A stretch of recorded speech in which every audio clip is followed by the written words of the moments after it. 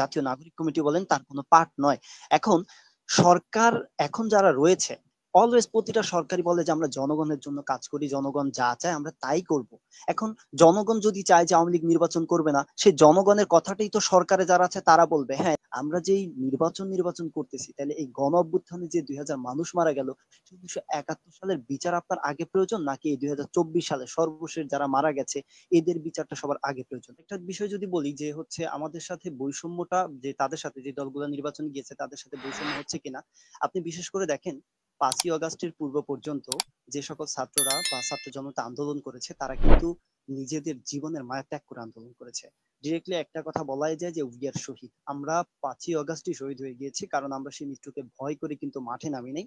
শেখ হাসিনার মতো এত বড় ফ্যাসিস্টের বিরুদ্ধে দাঁড়িয়ে রাজপথে লড়াই করা, বুলেটের সামনে আবু সাইদের মতো বুক পেতে দেওয়া, মুগ্ধর মতো যারা যুদ্ধ করেছে, পানি পানি করে যোদ্ধাদেরকে পানি দিতে চেয়ে জীবন দিয়েছে, সেই মানুষগুলোর কথা ভুলে গিয়ে আপনার কাছে যদি আজকে মনে হয় যে 24-এর নির্বাচনে অংশগ্রহণ করে নিজেদের দল টিকিয়ে রাখা বড় ছিল, সেটা বোকামি ছাড়া আর কিছুই নয়।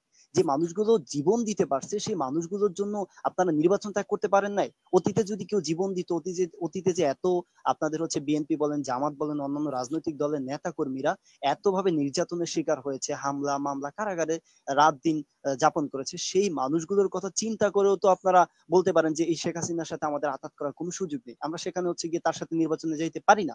সেই জায়গা থেকে এখন যদি আপনি মনে করেন যে আমরা তাদের সাথে বৈষম্য করছি, আমি এটা মোটেও মানবো না। কারণ হচ্ছে যে শেখ হাসিনাকে যারা সাপোর্ট দিয়েছিল, শেখ হাসিনা সরকার হবে এবং তারা বিরোধী দল হবে, সেই মনোভাব নিয়ে যারা নির্বাচনে গিয়েছে তাদেরকে তো ডাকার কোনো মানে হয় না। তাদেরকে কেন ডাকবে? এই সরকার তো তাদেরকেই ডাকবে যারা শেখ হাসিনার সাথে কোনো আতাতে ছিল না, শেখ হাসিনাকে কেউ সাপোর্ট করে নাই বা শেখ হাসিনার বিরুদ্ধে গিয়ে রাজপথে সংগ্রাম করেছে। এখন এই জায়গা থেকে আমি বলতেছি এটা কোনো বৈষম্য নয়, বরং হচ্ছে গিয়ে ফ্যাসিস্ট বা খুনি হাসিনাকে যারা সমর্থন জানিয়েছিল, সেই খুনি হাসিনা নির্বাচনে গিয়ে যারা নিজেদেরকে প্রতিপক্ষ বা বিরোধী দল হিসেবে গঠন করতে চেয়েছিল তাদেরকে আমরা ডাকি নাই। জি। এবং আওয়ামী লীগ রাজনীতিতে থাকবে কি থাকবে না সেটা কি সরকার বা সমন্বয়করা সিদ্ধান্ত নেবে কিনা? আচ্ছা, এটা সমন্বয়কটা কোনো সরকার না, এখন সমন্বয়ক হয়ে সরকারে কেউ না। যারা সরকারে আছে তারা সরকারের হয়েই কাজ করতেছে, তারা বৈষম্য বিরোধী ছাত্র আন্দোলন বলেন কিংবা জাতীয় নাগরিক কমিটি বলেন তার কোনো পার্ট নয়। এখন সরকার এখন যারা রয়েছে অলওয়েজ প্রতিটা সরকারই বলে যে আমরা জনগণের জন্য কাজ করি, জনগণ যা চায় আমরা তাই করব। এখন জনগণ যদি চায় যে আওয়ামী লীগ নির্বাচন করবে না, সেই জনগণের কথাটাই তো সরকারে যারা আছে তারা বলবে। হ্যাঁ, যে জনগণ চায় যে আওয়ামী লীগ নির্বাচনে থাকবে না, তো সরকার এটা বলা তো ভুল বলবে না, কারণ সরকার তো জনগণের কথা নিয়েই কথা বলতেছে। কারণ সরকার তো এখন এককভাবে বা কোনো রাজনৈতিক দলের বা ছাত্রদের রাজনৈতিক দলের হয়ে কথা বলছে না। তারা নাহিদ ভাই স্পষ্ট বলে দিয়েছে, তারা বলে দিয়েছে যে আমরা যদি দল গঠন করতে হয় আমরা এই সরকার থেকে গিয়ে দল গঠন করব, দেন তারপরে নির্বাচনে অংশগ্রহণ করব। সরকারের থেকে তো কেউ নির্বাচনে অংশগ্রহণ করতেছে না। সেই জায়গা থেকে এখন সরকারের থেকে যারা কথা বলতেছে তারা অবশ্যই জনগণের হয়ে কথা বলতেছে। যেটা জনগণ চাইবে সেটা এই বর্তমান তারা তো সরকারও চাইবে। জনগণকে জনপ্রতিনিধি না। মানে আমরা যদি বলি যে নির্বাচনের মাধ্যমে যে জনপ্রতিনিধি হওয়া দরকার সেটা না। তারা জনগণের পক্ষ হয়ে কিভাবে কথা বলে?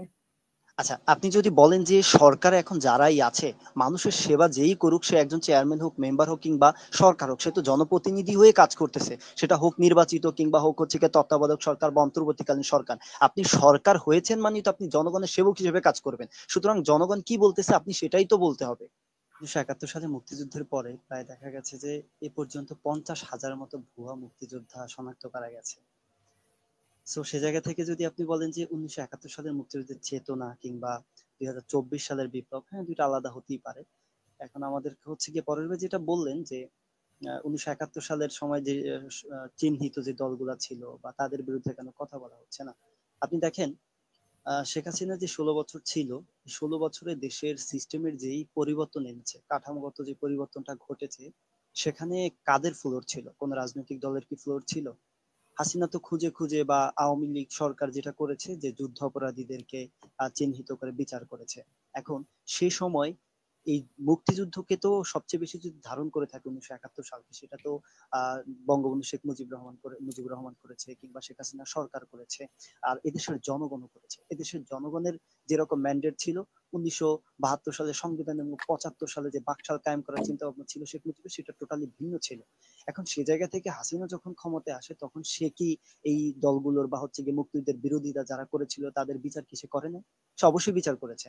এখন সেই দলগুলার বিচারের পরে এখন যদি আপনি বলেন যে 24-এর এই গণবিপ্লবের পরে, এই ছাত্র জনতার আন্দোলনের পরে নতুন করে সেই দলগুলার বিচার করতে হবে, আমি তার আগে আপনাকে প্রশ্ন রাখতে চাই, আমরা যেই নির্বাচন করতেছি, তাহলে এই গণ অভ্যুত্থানে যে 2000 মানুষ মারা গেল, 1971 সালের বিচার আপনার আগে প্রয়োজন, নাকি এই 2024 সালে সর্বশেষ যারা মারা গেছে এদের বিচারটা সবার আগে প্রয়োজন? 1971 সালে তো বাইরের একটা দেশের সাথে আমাদের যুদ্ধ ছিল, পাক হানাদার বাহিনীর বিরুদ্ধে আমরা লড়াই করেছি। আর যখন ঘরের শত্রু ঘরের মধ্যে প্রতিষ্ঠিত হয়ে যখন নিজেদের বুকে গুলি চালিয়েছে, এদের বিচার কি আগে করা উচিত নয়? আপনার কাছে কি মনে হয় না যে এদের বিচার আগে করা উচিত? জি, আপনি যে বলছেন যে সংবিধানকে আপনারা মুজিববাদী সংবিধান বলছেন বা 71-এর সংবিধানকে মানে সংবিধানকে আপনারা মুজিববাদী বলছেন, সেটা কি আপনাদের ঠিক হচ্ছে? মানে আপনি দেখেন সংবিধানের 1900, পরবর্তী যে সংস্কারগুলো হয়েছে সেগুলো নিয়ে বিতর্ক, সেগুলো যে যার যার সুবিধা মতো পরিবর্তন করেছে, কিন্তু হ্যাঁ, এটা 71-এর সংশোধন সংবিধানে হয়েছে, কিন্তু এটা প্রতিষ্ঠা কে করে দিয়ে গেছিল? সেই 1972 সালেই তো মুজিববাদ সরকার সংবিধান গঠন করেছিল। সেই সংবিধানের উপর ভিত্তি করে তো শুধুমাত্র পরিবর্তন হয়েছে, তাই না?